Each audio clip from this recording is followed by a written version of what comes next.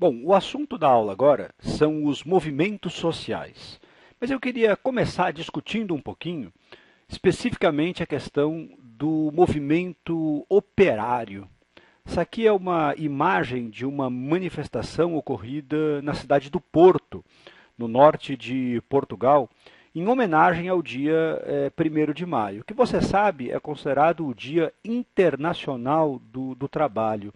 Essa data remonta ao século XIX, quando uma manifestação de trabalhadores foi violentamente reprimida nos Estados Unidos. E alguns operários anarquistas acabaram sendo assassinados. Desde então, essa é a data de comemoração do Dia do Trabalhador e o dia em que o movimento operário se organiza para fazer muitas das suas reivindicações. Bom, a gente pode dizer que a classe operária ela funciona como uma vanguarda no sentido de luta mesmo anticapitalista. Uma vez que a luta de classes, né, na acepção marxista, ela sempre coloca frente a frente os interesses do operariado com o interesse dos seus patrões, da sua burguesia, dos donos dos meios de produção. Agora, dentro do movimento operário, existem várias formas de luta e de tentativa de transformação da ordem social. A gente pode falar que existe uma tendência mais leve, que é a tendência que eu vou chamar de tendência reformista, é o sindicalismo de resultados, por exemplo, dos Estados Unidos e é a social-democracia da Europa, mas existe também uma tendência que a gente pode chamar de tendência revolucionária.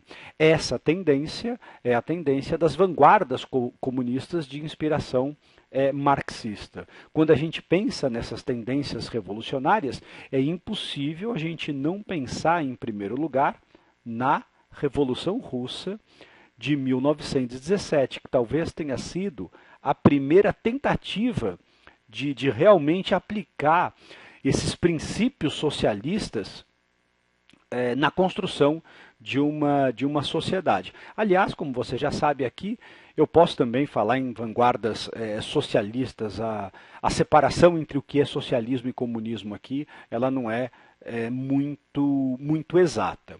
Agora, é interessante a gente pensar, principalmente no caso do marxismo, que ele surgiu no século XIX. E houve muitos pensadores no século XIX que se posicionaram contra o marxismo justamente porque o marxismo defendia essa transformação social pela via revolucionária. Talvez o principal nome de discordância aí do Marx tenha sido o Augusto Comte. O Augusto Comte, que é o criador do positivismo, daquilo que ele chamava de física social. A gente pode falar que o positivismo ele tem um ideal que é justamente um ideal contra-revolucionário. Por quê? Porque o positivismo ele tinha como ideia, digamos assim, principal, tentar aplicar para as ciências sociais os mesmos ideais das ciências naturais, daí o nome física social. E qualquer coisa que interrompesse o desenvolvimento natural, a evolução natural da sociedade, era algo a ser combatido. Daí vem o ideal contra-revolucionário. E o lema positivista que eu acho que você conhece bem, ordem e progresso. Afinal, é o lema que está na bandeira do Brasil, que tendo sido concebida aqui no século XIX, vai trabalhar com esse ideal. Na verdade, isso aqui não é exatamente um ideal positivista. Na verdade, é uma brincadeira com uma frase do Augusto Comte, que dizia, não é? Aqui está em francês, eu vou traduzir: o amor por princípio e a ordem por base, o progresso por fim. Então é a junção aí, digamos, do amor, da ordem e do progresso. Mas tudo isso, eu repito, dentro de um movimento mais ou menos natural.